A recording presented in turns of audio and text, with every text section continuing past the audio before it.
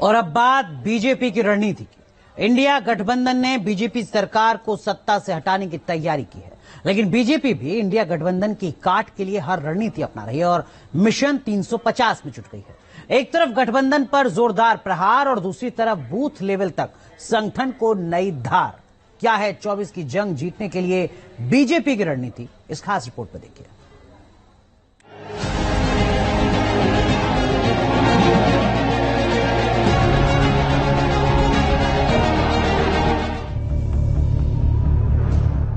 मोदी को रोकने के लिए मुंबई में 28 दलों के नेताओं का एकजुट होना ये बताता है कि 24 का चुनाव इस बार कांटे का होने वाला है। एक तरफ अकेला मोदी और दूसरे तरफ सारे विरोधी। सवाल यह है कि क्या ये सारे दल इकट्ठा होकर मोदी के विजय रथ को रोक पाएंगे? विपक्ष की एकजुटता अपनी जगह है, लेकिन ऐसे कई सवाल हैं जो बार बार उठेंगे, जिस पर गठबंधन के दल एक मत नहीं होंगे। इन सवालों पर बात आगे होगी, लेकिन मोदी को रोकना इतना आसान किसी के लिए भी नहीं।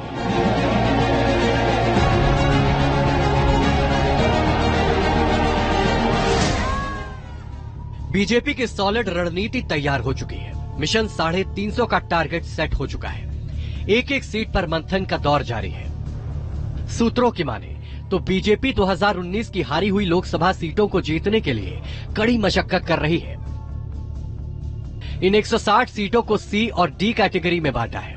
इन सीटों पर जेपी नड्डा से लेकर अमित शाह और पीएम मोदी तक की नजर है।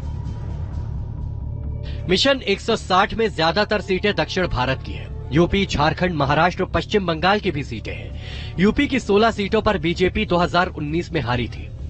2 सीट पर हुए उपचुनाव में जीत दर्ज कर ली। बाकी बची 14 लोकसभा सीटों पर फोकस किया जा रहा है। मध्य प्रदेश की छिंदवाड़ा सीट पर भी बीजेपी का फोकस है। छिंदवाड़ा से कमलनाथ के बेटे नकुलनाथ सांसद हैं। बिहार में लोकसभा की कुल 40 सीटें हैं। बीजेपी के पास वर्तमान में 17 सीटें हैं। बीजेपी की निगाह जेडीयू की 16 और कांग्रेस की 1 सीट पर है। इन सीटों पर जीत हासिल करने के लिए बाकायदा नेताओं को जिम्मेदारी भी सौंप दी गई है। बीजेपी छोटे दलों को साथ लाकर भी अपनी ताकत बढ़ा रही है। हाल ही में जीतन राम मांझी, उपेंद्र कुशवाहा, ओपी राजभर को एनडीए में शामिल कर बीजेपी ने बड़ा दांव चला है।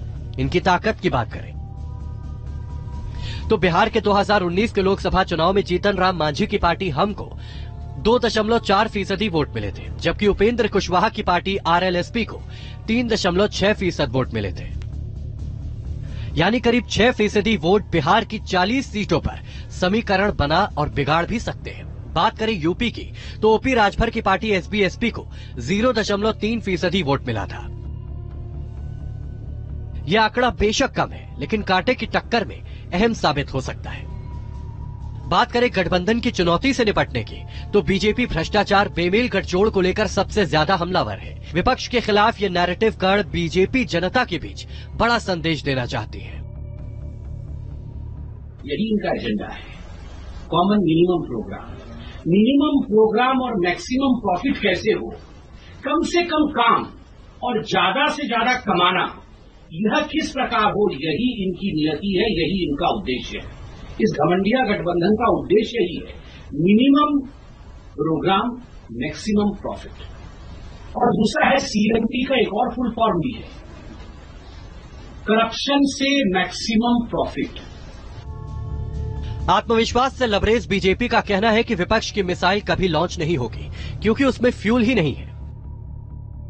आपके मिसाइल में फ्यूल नहीं है। 2013 से 1000 कोशिश आप कर चुके हैं। खाट यात्रा, अमुक गठबंधन, तमुक गठबंधन, सब कुछ आपने कर लिया है कि आपका मिसाइल कैसे भी करके लॉन्च हो।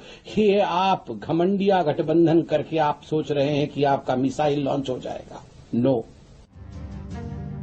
विपक्ष बेशक एकजुटता की बात कर रहा है, लेकिन कई राज्यों में पार्टी एक दूसरे की जानी दुश्मन है। इसी आधार पर पीएम मोदी लगातार हमले कर रहे हैं। वहीं बीजेपी भी राज्यों का उदाहरण देकर विपक्षी एकता की हवा निकालने में जुटी है। Now Mamata Banerjee and our opposition, all the opposition, Congress, CPM, they are following one formula, that is Kushti in Bengal, Dosti in Delhi and Mosti in rest of the India. So in Mumbai they are going for the Mosti, let them do the Masti. दरअसल विपक्ष, खास करके India गठबंधन की रणनीति है कि 2019 में विपक्ष को मिले वोटों का आंकड़ा एनडीए से ज्यादा था। इस लिहाज से बीजेपी को चुनौती दी जा सकती है।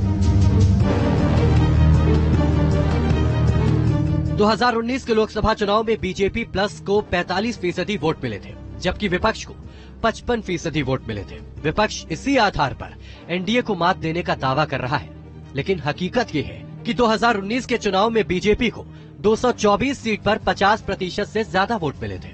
सबसे ज्यादा स्ट्राइक रेट मध्य प्रदेश, गुजरात, राजस्थान और उत्तर प्रदेश में था।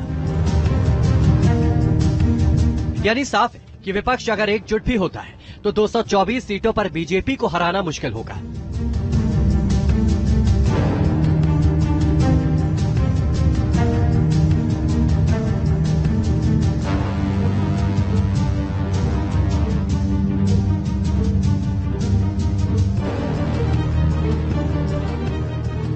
इसके अलावा बीजेपी के तर्कश में कई ऐसे तीर हैं जो अचूक हैं।